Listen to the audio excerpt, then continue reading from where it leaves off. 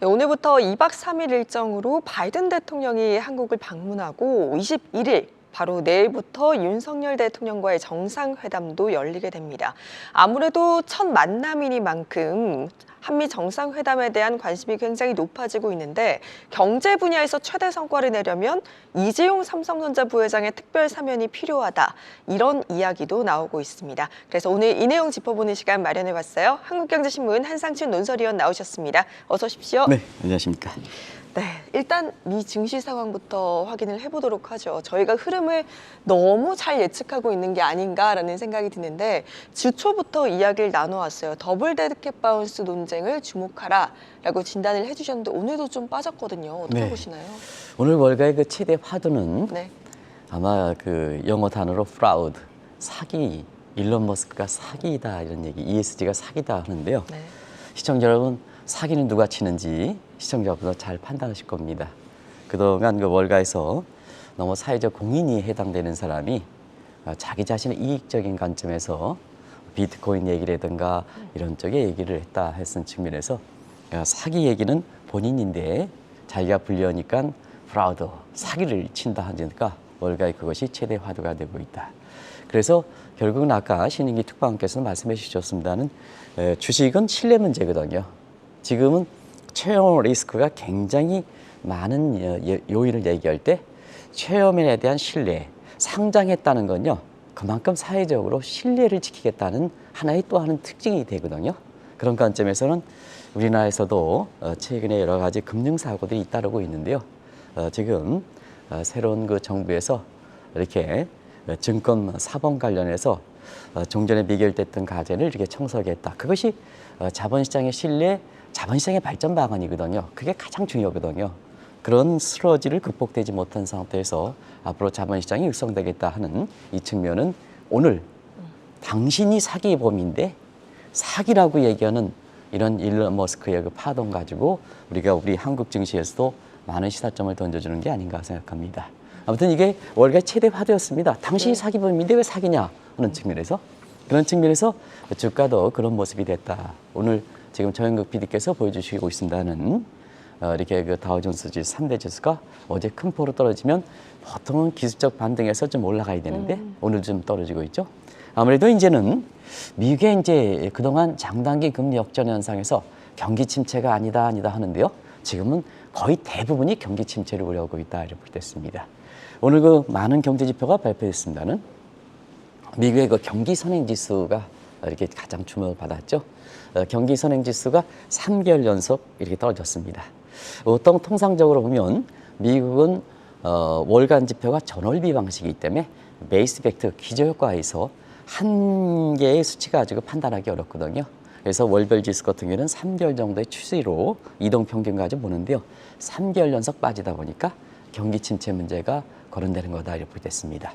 그리고 어제 G7 그 재무장관 회담 6월 달에 G7 정상회담이 있는데요. 그의 실무적인 성격에서 G7 회담에 참여했던 제닛 앨런이 종전의 관점에서 벗어나서 스태그플레이션 가능성, 물론 조건부를 얘기하고 있지만 스태그플레이션 가능성을 언급해서 미국의 경기 침체 문제가 이제는 본격화되고 있다 이렇게 됐습니다. 한 가지 낙폭을 줄인 데에는 MBR, 미국의 전미경제연구소가 미국의 그 저점 여부를 좀 이렇게 공식적으로 판단하는데요. 1분기 성장률이 가장 낮다. 2분기가 좀 다소 높을 거다 해서 이 경기 저점에서 1분기 내지는 2분기가 그동안 이제 한국경제TV를 통해서 계속해서 말씀드렸던 내용이죠. 이 저점이 될 가능성이 높다 하는 것이 이렇게 데드캣 바운드의 이틀째 이렇게 낙폭을 좀 줄이는 역할을 했다 이렇게 보이됐습니다. 그래서 시청자 여러분한테 말씀드리겠습니다는 이 2분기 저점 내지는 1분기, 2분기의 저점. 왜냐하면 2분기의 저점 여부를 중요하는 것은 분기별 수치도 1분기 성장률이 마이너스 1.4% 빠졌지만 2분기 연속 가지고 판단하거든요. 그래서 2분기의 성장률이 발표되는 7월 말까지 사실상 경기 저점 여부가 판명할 거로 이렇게 보이기 때문에 그때는 워브링 마켓, 재료에 따라서 왔다 갔다 하는 소위 변동성이라는 장세가 지속되지 않겠나 이렇게 보고 있습니다.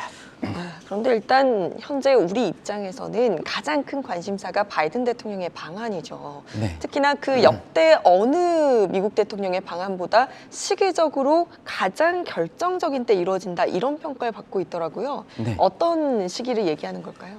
결정적이라는 표현을 우리가 쓴 게 아니라 미국의 지금 대외 정책을 주도하는 제이콥 셀러원이 얘기를 했거든요. 그런 관점에서 미국도 그렇고 한국도 그렇고 결정적이다 하는 이 네. 시점은 굉장히 중요한 의미를 갖고 있다고 보겠습니다. 그러면 미국 측에는 다음에 설명드리고요. 한국 측 입장에서도 결정적일까 하는 것을 좀 말씀을 드리면 사실상 이전 정부에서 어차피 비교할 수밖에 없는 이런 시점입니다. 이전 정부는 코로나 이후에 경제 안보가 분리되는 이런 모습이 더 뚜렷해졌죠. 그래서 북한 문제 감안해서 한반도 온전자론, 그다음에 안미 경중, 비용이 들어가는 안보는 미국의, 경제는 사실 중국의 이런 것이 안보와 경제를 분리시켰는데요. 우리가 통상적으로 보면 왜 어려울 때는 안전자산을 성경합니까? 왜 어려울 때는 안전자산을 성경합니까? 그와 마찬가지로 코로나라든가 전쟁과 같은 이러한 특수한 상황에 있어서는 안전한 쪽으로 가야 되거든요. 그게 투자에서 보면 안전자산, 소위 프라이트 퀄리티에서 안전자산을 성행하는 목적이지 않습니까? 그런 과정에서 미국과의 관계를 돈독히 해야 되는데요. 문정부 입장에서는 이런 부분에 있어서 더 떨어지다 보니까 미국 입장에서는 끌어들여야지 안에 전략물질 수출 통제 이런 문제까지 엄포를 줬던 상황이거든요. 그런 것이 사실상 지금까지 모습이다. 그래서 항상 말씀드리는 투자에서 어려울 때는 안정자산 선언과 마찬가지로 대외 관계도 역시 안전할 때, 위험할 때는 안전한 국가 쪽으로 가는 겁니다. 그게 국민을 편하게 하는 겁니다. 국민을 편하게 하지 못하다 보니까 가장 체감적으로 빨리 나타나는 게 투자 지수죠.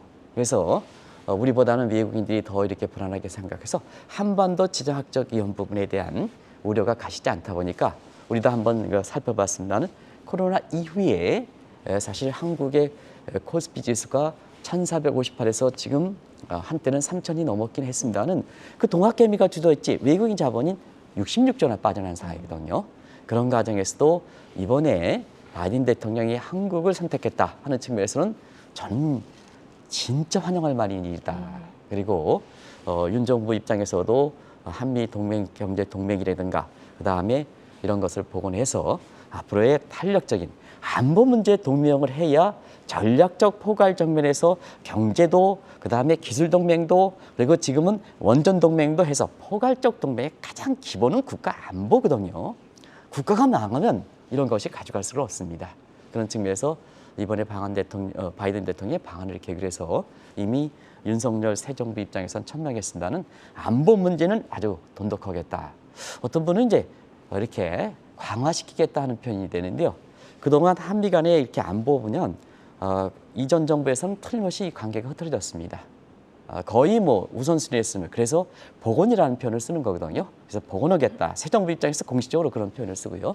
그래서 안보 문제만큼의 확보하게 되지 않겠느냐 하는 쪽에 그래서 그런 쪽은 의미가 크다 이렇게 보겠습니다. 이렇게 시기적으로 중요한 때에 이뤄지는 만큼 최대의 성과를 내야 할 것 같은데 그러기 위해서는 미 대외 정책을 주도하고 있는 방금 언급해 주셨던 제이크 설리번을 제대로 읽어야 한다 이런 얘기가 있습니다. 뭐 어떻게 해야 할까요? 네, 우리가 이 방송을 통해서는 미국 얘기할 때, 대외 정책 얘기할 때 제이콥 셀러번의 대외 정책 기조를 가져가는 세계 경제를 재판을 짜는 이런 쪽에 제이콥 셀러번의 국가안보관의 이름을 따서 셀러번 패러다임을 이렇게 말씀드렸습니다. 이번에 시청자 여러분 한번 보시겠습니다.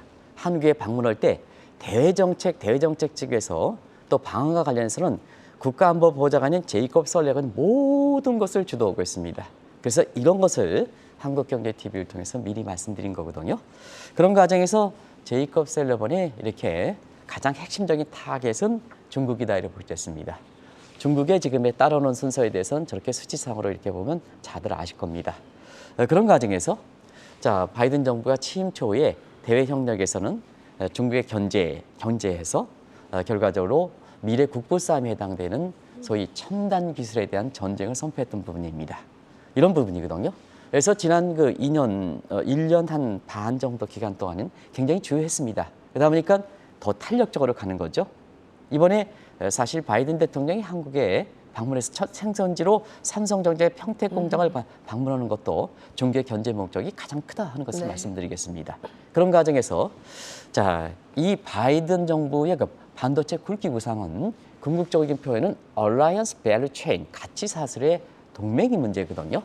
그런 과정에서 나중에 말씀드리겠으나 쿼드러플 구상 네 가지 First Track, Second Track, Third Track, Fourth Track 이렇게 해서 네 가지 트랙으로 가는 것이 소위 첨단 기술의 가치 사슬을 미국적으로 재편하겠다 하는 이런 목표입니다. 그래서 중국과의 이렇게 사실 그 첨단 기술의 구상 전략인 제조업 2021과 정면으로 충돌하는 이런 입장이었었거든요. 그러나 바이든의 그 셀러번 패러다임을 그 기본으로 해서 지금까지 이렇게 나온 거 보면 굉장히 주요했다.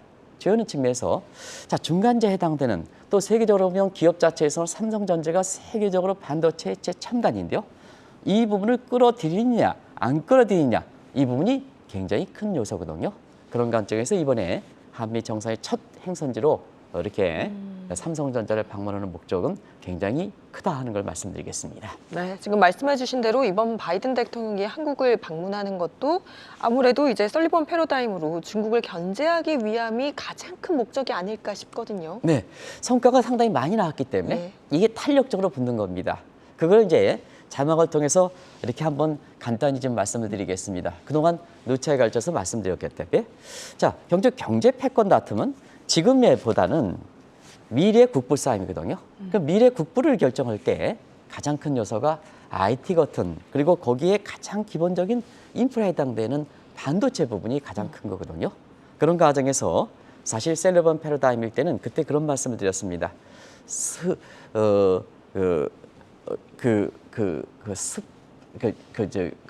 영화에서 이렇게 네. 그 착 달라붙은 거미와 같은 그 이름을 내가 스파이더맨요. 예. 네. 스파이더맨 전략이라고 한번 말씀드렸습니다. 갑자기 생각이 안 나서 착 달라붙는 네. 전략. 그래서 그걸 설명드릴 때 까마귀와 그 다음에 사실 독수리 간에 이렇게 비교를 해드린 적이 있거든요.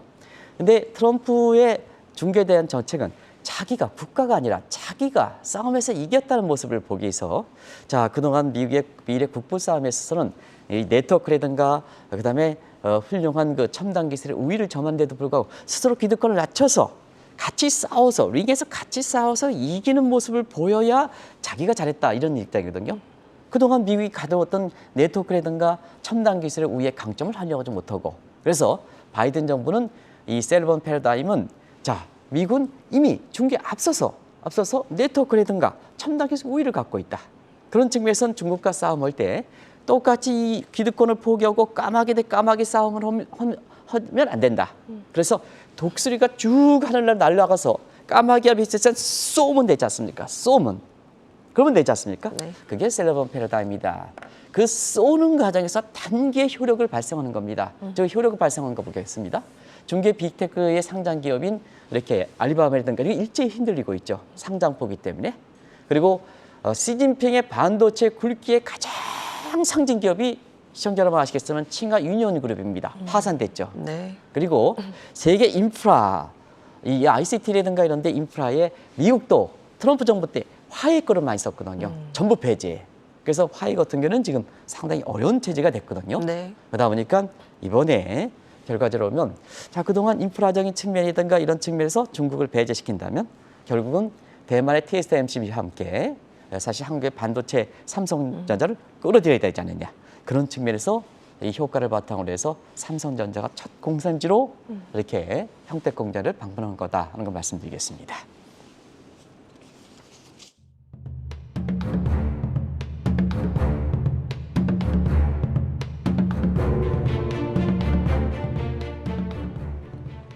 이번 삼성전자 평택공장 방문을 계기로 재조명되고 있는 바이든 대통령의 반도체 굴기 구상, 이게 어떤 건지 설명 좀 부탁드릴게요. 네, 반도체 굵기 구상이 재조명되고 있죠. 네. 근데 정작 그 새 정부 입장에서는 이 셀러번 패러다임의 얘기를 좀 별로 안 하는 것 같아요. 그런 과정에서 오늘은 이번에 평택공장 방문하고 한국 방문의 대중 견제에서 가장 중요한 목적인 소위 IPEF와 관련된 인도태평양 경제 프레임과 관련돼서 가장 기본적인 구상을 하고 있는 바이든의 반도체 굵기 구상을 한번 보겠습니다. 이 자막들 시청자 여러분 굉장히 익숙하죠? 굉장히 익숙합니다. 네. 이럴 때 얘기하기 위해서 미리부터 말씀드리는 겁니다. 한번 보겠습니다. 일단 쌍무적 측면에서 중국의 반도체의 그 제조업 2021에서 직접적으로 타격을 하는 거죠. 이게 퍼스트트랙이다. 일단은 해당 국을 직접 타격한다. 그게 경제 안보를 분리시킬 수 없다 하는 측면에서 미 통상법의 232조는 안보와 경제와 통상을 결부시킨 경제 패권의 견제입니다. 그래서 이것을 쌍무적 차원에서 이렇게 했고요. 그런 과정에서 세컨드 트랙은 자 지금은 첨단 기술에서 보면 비용 여건 생각하지 마라. 전부 들어와라. 리쇼링 해서 가치 사슬을 중국 쪽에 그동안은 업쇼링 제조업의 뭐 재고월 지식의 효율성 생각해서 비용이 중국이 싸지 않느냐. 근데 현대차 같은 경우에는 반도체 칩 하나 때문에 40년, 50년 된 것을 못한다. 그러면 자급자족해야 되지 않습니까? 가치 사슬이 미국으로 재편해야 된다. 그래서 쌍무적 차원에서는 이렇게 된 겁니다. 그러면 이게 이제 중국만 그러면 되느냐? 안 된다는 얘기입니다. 다자 채널로 확대시켜야 되는 겁니다. 다자 채널로 확대시키는 측면에서 첨단 기술과 관련해서 마스에나르 체제에 대해서 이렇게 러시아라든가 중국 부분에 가져간 거죠. 동맹과의 협조를 구해달라 하는 말씀을 드리고 그리고 반도체 회사에 대해서 자 이런 문제에서 국가가 가이드를 하더라도 협력 네트워크를 구축하는 것은 국가가 아니고 그것 속에서 기업끼리 하는 거거든요. 네. 국가가 하는 게 아니거든요. 국가는 가이드라인 제시하면 그걸 이끌어내는 것은 이 회사들이거든요. 그래서 반도체 협력 회사 간의 네트워크 구창 이런 쪽이거든요. 이게 고스란히 이번에 정확하게 들어맞지 않습니까? 들어맞지 않습니까? 그런 과정에서 이번에 의제 중에서 보면 반도체 굵기에서 자 이제는 앞서 말씀드린 같이 1년 반 동안 중국을 두들겨 패는 게 효과를 봤다. 동맹국가의 협조가 고른 거죠. 네. 그런 측면에서 나중에 이렇게 적겠습니다는 동맹국가의 IPEF 인도태평양 경제협력체 구상 이런 쪽이 이번에 사실상 구성을 발표하게 되는 거고 거기에 상징적으로 보면 저게 가져가기 위해서 가장 중요한 것은 반도체 우리 어떻게 IPEF의 중간자 성격이거든요. 경제 의상도 중간이고 반도체 분야도 가장 상징성인 게 삼성전자거든요. 그런 측면에서 이번에 한국의 첫 IP 구상일 때 물론 일본에서 발표하긴 합니다는 구상일 때 한국을 선택하는 것이 아닌가 생각합니다. 그래서 이번에 포괄적 경제협력 강화다 이렇게 보는데요. 포괄적 의미는 전통적인 의미와는 다릅니다. 그러나 셀러번 패러다임에서 가고 있는 포괄적 경제협력이라는 것은 안보를 바탕으로 해서 경제를 분리시키옵시다. 경제동맹. 네. 그리고 미래 국부 싸움에서는 경제 패권의 승리역에서는 중국과의 이렇게 팩터에서 이기게 된다 하는 측면에서 기술동맹. 그리고 이번에 뼈아프게 지적한 것은 원자력 동맹. 왜 그러냐면 사실 이 분야 관련해서는 일전에도 바이든 정부가 대통령이 이 기후 협상에 대해서는 저도 1990년대 교토 의정서에 민간 측 대표로 이렇게 적은 적이 있습니다는 사실은 기후 환경 관련해서 바이든 대통령의 애착은 굉장히 심하거든요. 그래서 작년에 첫 국제회담에서 기후 정상회담에 가장 첩으로 찾았지 않습니까? 근데 자 이때 이렇게 보면 이렇게 자연 기후에 대비해서 에너지 구조에서 원자력을 복원시키는 문제는 굉장히 중요하거든요. 근데 한국은 원자력의 강국인데 지난 5년 동안 보면 이 강점을 포기하다 싶지 않습니까? 그래서 이번에 상징성이 강한 한국에 대해서 원자력 동맹을 가져가겠다 하는 입장도 포함적인 것도 굉장히 바이든 대통령의 어떤 애착 속에 나오는 것이 아닌가 생각합니다. 지금 말씀 듣고 나니까 설리번 패러다임 같은 경우에는 미국의 대외 정책을 다시 짜는 전략이다 이렇게 볼 수 있을 것 같은데 현재 어떤 방향으로 가고 있나요? 대정책을 다시 짜는 것은요. 그만큼 환경의 변화가 변했기 때문에 그렇습니다. 자, 지금은 뭐냐? 세계가 하나의 경제권이죠. 그래서 유나이티드 스테이트 오브 아메리카가 아니라 유나이티드 스테이트 오브 월드다. 그래서 미국은 하나의 주다. 중국도 하나의 주다. 한국도 하나의 주다는 얘기입니다. 이렇게 세계 경제가 완전히 변했기 때문에 자, 기존의 정맹은 네이션 투 네이션, 국가 대 국가이죠. 근데 지금은 피보 스테이트 대 피보 스테이트. 중심축 대 중심축 대결이거든요. 네. 그러다 보니까 아까 네 가지 트랙에서 보면 동맹국가의 이게 중심축을 연결하는 게 중요하다는 얘기입니다. 중심축에 연결하는 문제가 대정책의 이렇게 전략을 잘 짠다는 입장에서 셀러던 파라다임의 본체다 이렇게 보겠습니다. 그동안 중심축을 연결하는 측면에서 보면 유럽가에서 보면 G7 복원시켰죠. 대서양 동맹 복원시켰죠. 그리고 자 그동안은 뭐냐 경제 번영 네트워크에서 저기 시청자 여러분 아시겠지만 이코노믹 파트너십 네트워크 이게 인도와 일본을 축으로는 한국이 문재인 정부에 빠졌기 때문에 네. 자 한국이 중요했었는데 인도와 한국이 협조를 안 하다 보니까 인도와 중국을 일본을 잇는 이코노믹 파트너십 네트워크거든요. 근데 한국이 지금 이렇게 정권이 교체했습니다. 한국을 넣어야죠. 그런 과정에서 인도 태평양 이코노믹 프레임 이런 식으로 변하고 있다 이렇게 보겠습니다. 그래서 한국이 들어온다. 그래서 미국의 전략을 파악하는 과정에서 피보 스테이트는 그동안 중동, 자 과거서는 중동, 중앙아시아 부분에서 지금은 인도 태평양 부분. 그래서 텔레반에서도 미군이 철수한 거고 그 다음에 중앙아시아에서 전략적 요측에서 우크라이나 문제이지만 군사력은 아직 들어가지 않는 거거든요. 경제협력체에서. 왜냐? 중심축이 태평양과 아시아로 바뀌었기 때문에 네. 그것이 이코노믹 파트너십 네트워크의 인도 태평양 쪽으로 가고 인도를 전략적으로 요청으로 한 거고 그 다음에 이번에는 공식적으로 인도 태평양 이코노믹 프레임 이렇게 해서 인도 태평양이 들어오는 거다 이렇게 보겠습니다. 그리고 지금 상태에서는 자 우크라이나라든가 이런 측면에서 러시아라든가 중국의 의존도가 낮추다 보니까 지금 공급망 부분에 있어서는 부존자원 문제의 공급망 부족이 굉장히 중요하지 않습니까? 근데 중국과 중국의 편향적 국가 안 돼? 중국의 편향 국가를 끌어들여야죠. 그런 측면에서 중남미에 대해서 가장 상징성 있고 중국의 편향 쪽에 있던 베네수엘라에 대해서 들어와 하는 문제로 가는 거고 그다음에 쿠바도 들어와 이렇게 되는 거죠. 그래서 중남미과의 네트워크를 보고하는 것이 지금의 셀러본 프레담의 실체다. 대외협력 기조를 다시 짜는 기조가 된다 이렇게 보게 됐습니다. 네, 그리고 또 일각에서는 바이든 대통령의 삼성전자 방문식에 맞춰서 지금 윤 대통령이 이재용 부회장이 특별 사면해야 한다 이런 의견도 나오고 있더라고요. 좀 어떨까요? 네, 지금 바이든 대통령이 결정적인 시기에 한국에 방문하다 보니까 우리 경제가 여러 가지로 어렵죠. 어려운 과정에서 사실 그 한미 간의 동맹 관계는 다시 안보 동맹은 복원시키는 점에 강하게 다 보니까 경제적 측면에서 어려운 점에 여러 가지 대안을 제시하는 것 같습니다. 근데 한 가지 말씀드리면 국가는 가이드라인을 하고 뭐든지 주역은 민간이 되는 겁니다. 그런 측면에서 최근에 우리가 환율이 올라간다 해서 한미 통화 수합 이런 것은 이렇게 섣불리 이렇게 제안하고 있습니다. 이 방송을 통해서는 그렇게 심각한 상황 아니다. 나중에 말씀드리겠습니다. 그래서 국가가 가이드라인 하면 바이든 대통령과 윤석열 대통령 간에 서로 가이드라인을 제시하면 이렇게 기업이 만들어내는 거다 하는 각도에서 보겠습니다. 그런 과정에서 자 일단은 바이든 대통령 입장에서는 자 삼성전자가 더 중요하죠. 그렇죠. 이 정부에 더 중요하죠. 네. 왜 첫 택성자를 삼성전자 택하겠습니까? 더더구나 한국은 새로운 정부, 윤석열 정부가 막 태어났는데요. 근데 삼성전자를 선택하지 않습니까? 왜 그러냐면 사실 바이든 대통령과 이재용 부회장 간은 이전 정부에서도 상당히 관계가 좋았습니다. 네. 그래서 투자전 측면에서는 바이든 대통령이 반도체 굵기에서 삼성전자 들어와라 했을 때 거기에 대해서 그래서 우리 국가 체제에서는 문재인 정부에서는 안미 경쟁이지만 안보는 미국, 경제는 이렇게 중국이지만 자 기업 차원에서는 시청자 여러분한테 기업은 아주 생리가 아주 잘 중요하거든요.